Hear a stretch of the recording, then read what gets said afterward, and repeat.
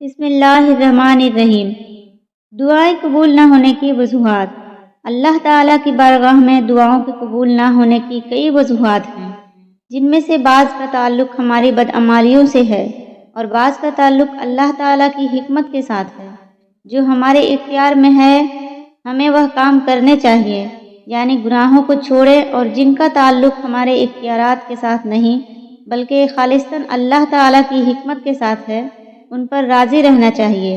اس میں بہتری ہے، مایوس ہو کر دعا جیسی عبادت کو چھوڑنا نہیں چاہیے بلکہ مسلسل دعا مانگتے رہنا چاہیے۔ حلال اپنی برکات جبکہ حرام کی اپنی نحوست ہوتی ہے۔ حلال کھانے سے دل میں نورانیت، اللہ کا خوف، اس کی اطاعت کا جذبہ اور دین پر عمل کی طاقت پیدا ہوتی ہے، جبکہ حرام کا لقمہ ان نعمتوں سے محروم کر دیتا ہے۔ حضرت ابو ہریرہ رضی اللہ عنہ سے روایت ہے کہ رسول اللہ صلی اللہ علیہ وسلم نے فرمایا، اللہ تعالیٰ خود بھی پاک ہیں اور اقوال، اعمال اور اخلاق کی پاکیزگی کو قبول فرماتے ہیں۔ اللہ تعالیٰ اہل ایمان کو اس بات کا حکم دیتے ہیں جس بات کا اپنے رسولوں کو حکم دیا تھا۔ چنانچہ اللہ تعالیٰ فرماتے ہیں، اے رسولو، پاکیزہ خوراک کھاؤ اور نیک کام کرو، بے شک میں تمہارے کاموں کو خوب اچھی طرح جاننے والا ہوں۔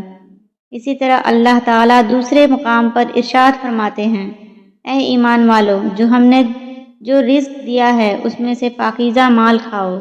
پھر اس کے بعد ایک شخص کا ذکر فرمایا جو لمبا سفر طے کرتا ہے، اس کی حالت یہ ہے کہ سفر کر کر کے اس کے بال بکھرے ہوئے ہیں، چہرہ خاک آلود ہے، اور وہ ہاتھ پھیلا کر کہتا ہے، یا رب یا رب، حالانکہ اس کا کھانا حرام کا ہے، اس کا پینا حرام کا ہے، اس کا لباس حرام کا ہے اور حرام سے اس کی پرورش ہوئی، تو پھر اس کی دعا کو کیسے قبول کیا جا سکتا ہے؟ شریعت اسلامیہ میں جن کاموں سے روکا گیا ہے وہ کام گناہ ہیں، ان کو کرنے سے اللہ ناراض ہوتے ہیں۔ یہ کہاں کی دانش مندی ہے کہ جس ذات سے مانگنا ہے پہلے اس کی نافرمانی کر کے ناراض کیا جائے اور پھر اس سے مانگا جائے۔ ایسا کرنا دعا کے آداب کے خلاف ہے۔ پھر مانگنے میں جلدی کرنا اور مایوس ہو کر اللہ سے مانگنا ہی چھوڑ دینا بہت بڑی غلطی ہے۔ حضرت ابو ہریرہ رضی اللہ عنہ سے روایت ہے کہ نبی کریم صلی اللہ علیہ وسلم نے فرمایا، بندے کی دعا اس وقت تک قبول ہوتی ہے جب تک وہ گناہ کی بات کی دعا نہ کرے اور نہ ہی قطع رحمی کی دعا مانگے، اور اس کی دعا اس وقت تک قبول ہوتی رہتی ہے جب تک وہ جلد بازی کا مظاہرہ نہ کرے۔ پوچھا گیا، یا رسول اللہ صلی اللہ علیہ وسلم، آپ صلی اللہ علیہ وسلم نے فرمایا، جلد بازی سے کیا مراد ہے؟ آپ صلی اللہ علیہ وسلم نے فرمایا کہ بندے کا اس طرح کہنا کہ میں نے دعا مانگی، وہ فوراً قبول نہ ہوئی، تو پھر میں نے دعا مانگی لیکن وہ بھی قبول نہیں ہوئی، پھر وہ دل برداشتہ ہو کر دعا کو چھوڑ دے۔ بطور مسلمان ہمارے ذمہ درجہ بدرجہ کچھ شرعی ذمہ داریاں ہیں، ان کی ادائیگی میں کوتاہی کرنا یا انہیں بالکل ہی چھوڑ دینا اللہ کے عذاب اور سزا کو دعوت دینے کے مترادف ہے۔ پھر ایک وقت آتا ہے کہ اللہ دعاؤں کو بھی قبول نہیں فرماتے۔ حضرت حذیفہ بن یمان رضی اللہ عنہ سے مروی ہے، نبی کریم صلی اللہ علیہ وسلم کا یہ فرمان ہے، اس ذات کی قسم جس کے اختیار میں میری جان ہے، تم لوگوں کو نیکی کا ضرور حکم کرتے رہو اور انہیں برائیوں سے روکتے رہو، ورنہ عنقریب اللہ تعالیٰ تم پر اپنی طرف سے عذاب نازل کرے گا۔ پھر تم دعا مانگو گے تو صحیح، لیکن اس کو تمہارے حق میں قبول نہیں کیا جائے گا۔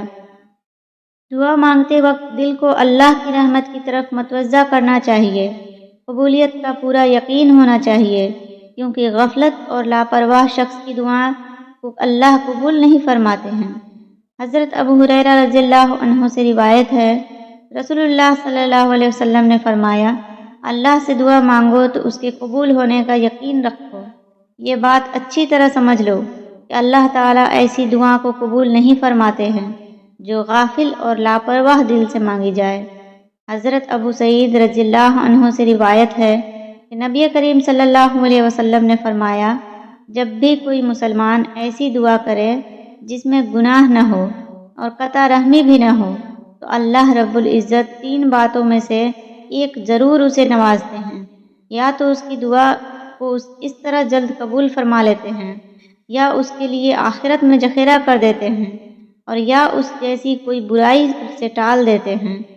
صحابہ رضی اللہ عنہ نے کہا، پھر تو ہم کثرت کے ساتھ دعائیں مانگا کریں گے۔ تو نبی کریم صلی اللہ علیہ وسلم نے فرمایا، اللہ تعالیٰ اس سے بھی زیادہ عطا کرنے والا ہے۔